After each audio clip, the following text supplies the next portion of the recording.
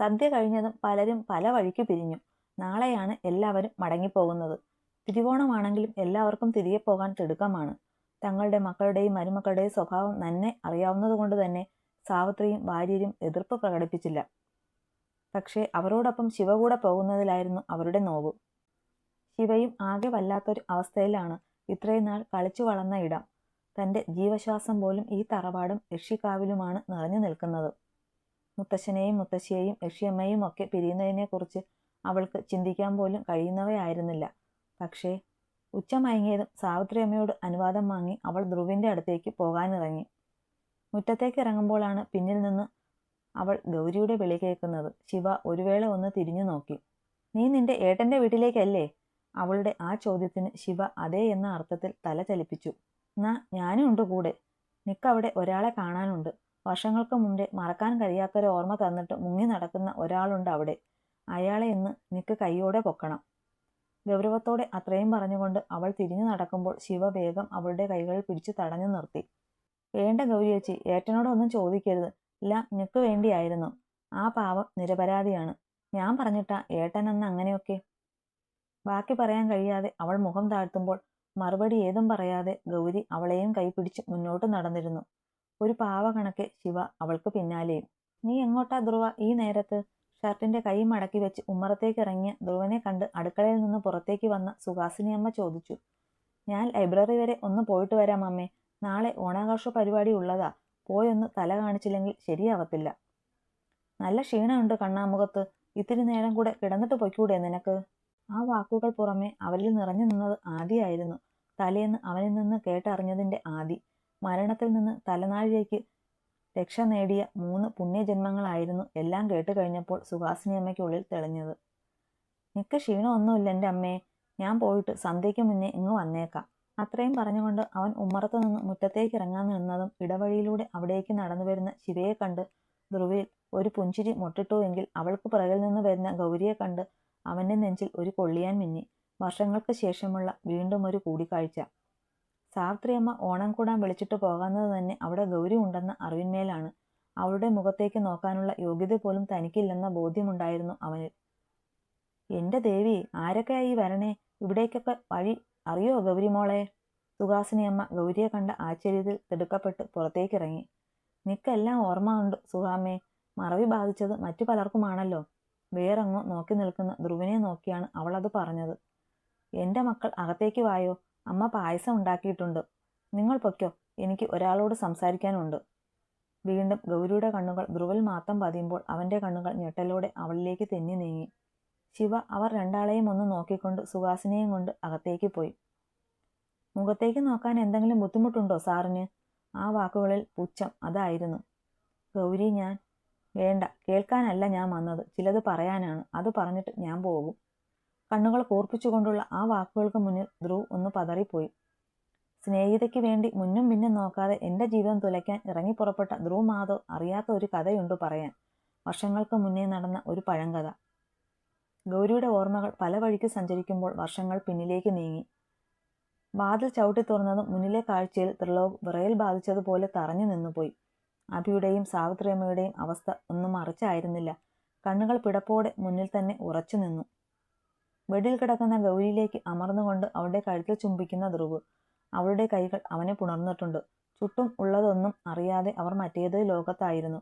എങ്കിൽ മുന്നിലെ കാഴ്ചക്കാരിൽ ഞെട്ടലായിരുന്നു പ്രകടമായത്. ഡാ! ത്രിലോക് പാഞ്ഞു ചെന്ന് ധ്രുവിനെ വലിച്ചു എഴുന്നേൽപ്പിച്ച് അവൻ്റെ കവളിൽ കൈ ചുരുട്ടി പ്രഹരിക്കുമ്പോൾ തന്നെ അവൻ പാതി നഷ്ടമായ ബോധത്തിൽ നിലത്തേക്ക് വീണിരുന്നുവെങ്കിലും വേദനയിൽ പിടഞ്ഞുകൊണ്ട് നിലത്ത് കൈ ഊന്നി മെല്ലെ എഴുന്നേറ്റു. റൂമിലെ ശബ്ദത്തിൽ ബെഡിൽ കിടന്ന ഗൗരി മെല്ലെ എഴുന്നേക്കാൻ നോക്കിയെങ്കിലും അവൾക്ക് അതിന് സാധിക്കുന്നുണ്ടായിരുന്നില്ല. കണ്ണുകൾ അടഞ്ഞു പോകുന്നതായി തോന്നി അവൾക്ക്. കൊള്ളാം, സ്നേഹിക്കാൻ ഒരുത്തൻ, കൂടെ കിടത്താൻ മറ്റൊരുത്തൻ. നല്ല പാരമ്പര്യം തന്നെ. സേതുവിൻ്റെ പുച്ഛത്തോടെയുള്ള വാക്കുകൾ കേൾക്കെ ത്രിലോക് കലിയോടെ കൈമുഷ്ടി ചുരുട്ടി പിടിച്ചു.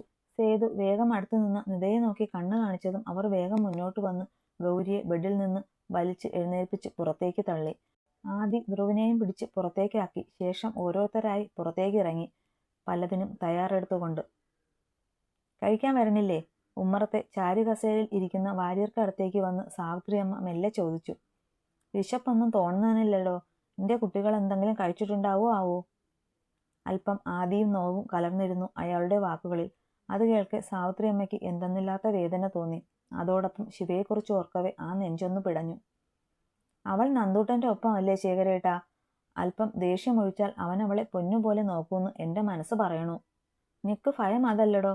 ഈ തറവാട് വിട്ട് പുറത്തേക്കിറങ്ങാത്ത പെണ്ണാ അവൾ. അവൾ അതുപോലൊരു വലിയ സിറ്റിയിലേക്ക് പോവാന്ന് വെച്ചാൽ എൻ്റെ കുട്ടിക്ക് അതൊന്നും ഉൾക്കൊള്ളാൻ കഴിയില്ല. ഒരു വേള അത് നേരാണെന്ന് സാവിത്രി അമ്മയ്ക്കും തോന്നി. എല്ലാം ദൈവനിശ്ചയം. അത്രയും പറഞ്ഞ് അയാൾ വീണ്ടും ആ ചാരുകസേരയിലേക്ക് നിവർന്നിരുന്നു. അത്യധികം വലിപ്പം നിറഞ്ഞ ആ റൂമിൽ അവനോടൊപ്പം തനിച്ചിരിക്കുമ്പോൾ എന്തെന്നില്ലാത്ത ഭയമായിരുന്നു ശിവയിൽ.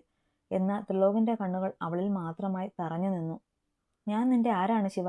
പെട്ടെന്ന് അവനിൽ നിന്ന് വന്ന ആ ചോദ്യത്തിൽ ശിവയുടെ മിഴികൾ അവന് നേരെ ഉയർന്നു. ഗൗരവമാണ് ആ മുഖം, എങ്കിലും ശാന്തത നിറഞ്ഞിരിപ്പുണ്ട്. അതവളിൽ ഒരാശ്വാസവും നിറച്ചു. ചോദ്യത്തിന് മറുപടി പറയൂ ശിവദാ. ഞാൻ ആരാണ്? നിന്റെ നന്ദേട്ടൻ. അവന്റെ സ്വരം കടുത്തതും അവൾ വേഗം മറുപടി കൊടുത്തു. എന്നാൽ ആ കണ്ണുകൾ കൂടുതൽ ചുരുങ്ങുന്നതായി തോന്നി അവൾക്ക്. മറ്റെന്തോ തന്നിൽ നിന്ന് പ്രതീക്ഷിക്കുന്നത് പോലെ. നമ്മൾ ഹസ്ബൻഡ് ആൻഡ് വൈഫാണ് ശിവ. നിന്റെ കഴുത്തിൽ കിടക്കുന്നത് ഞാൻ അണിയിച്ച താലിയും. നോ നമുക്കിടയിൽ ഒരുപാട് അകലമുണ്ട് എന്ന് കരുതി ചേർത്ത് വെച്ച ബന്ധങ്ങളൊന്നും അങ്ങനെ അല്ലാതെ ആവുന്നില്ല എന്ന് നീ മനസ്സിലാക്കണം. ശിവയുടെ കണ്ണുകൾ അവനിൽ തന്നെ കുടുങ്ങിക്കിടന്നു.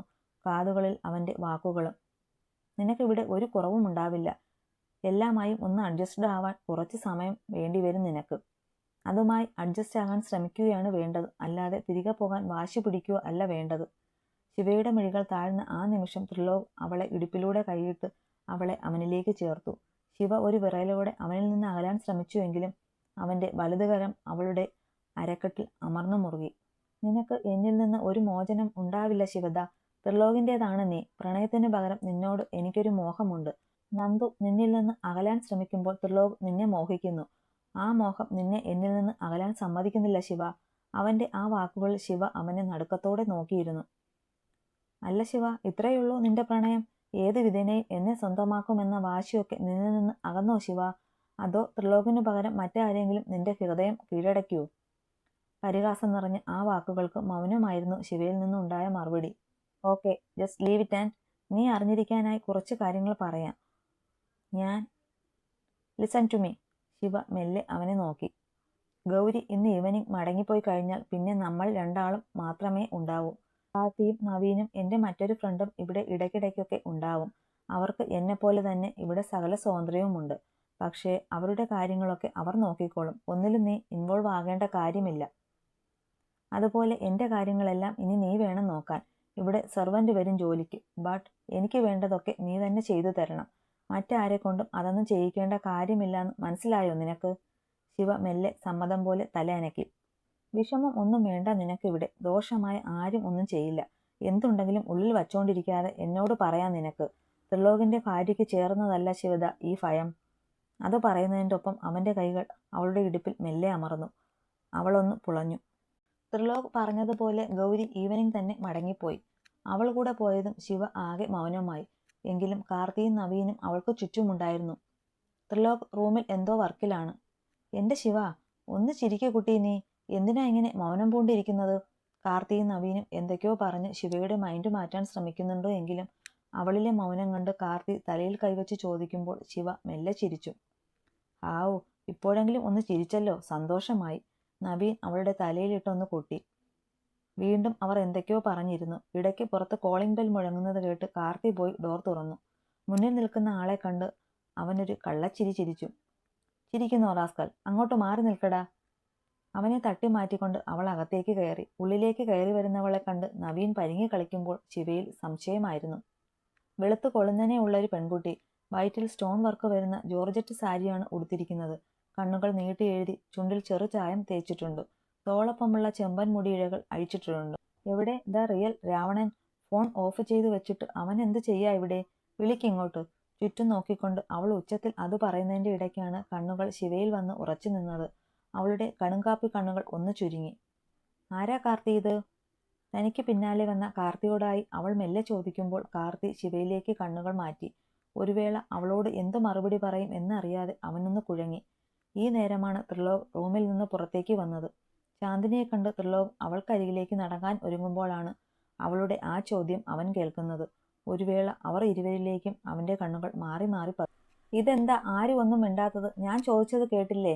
ഇതാരാ ഈ കുട്ടിയെന്ന്? വീണ്ടും ചന്തുവിന്റെ ശബ്ദം അവിടെ ഉയരുമ്പോൾ നവീൻ വേഗത്തിൽ എഴുന്നേറ്റ് അവൾക്കടുത്തേക്ക് വന്നു. ചന്തു, ഇത് ശിവദ, പല്ലവിയുടെ അനിയത്തിയാണ്. നിനക്കറിയില്ലേ, ത്രിലോകിന്റെ വല്യമ്മാവന്റെ മകൾ. ഓ, ആ പല്ലവിയുടെ അനിയത്തിയാണോ? വാക്കുകളിൽ പുച്ഛം നിറച്ച് അവൾ ചോദിക്കവേ ശിവ മെല്ലെ ത്രിലോകിനെ നോക്കി.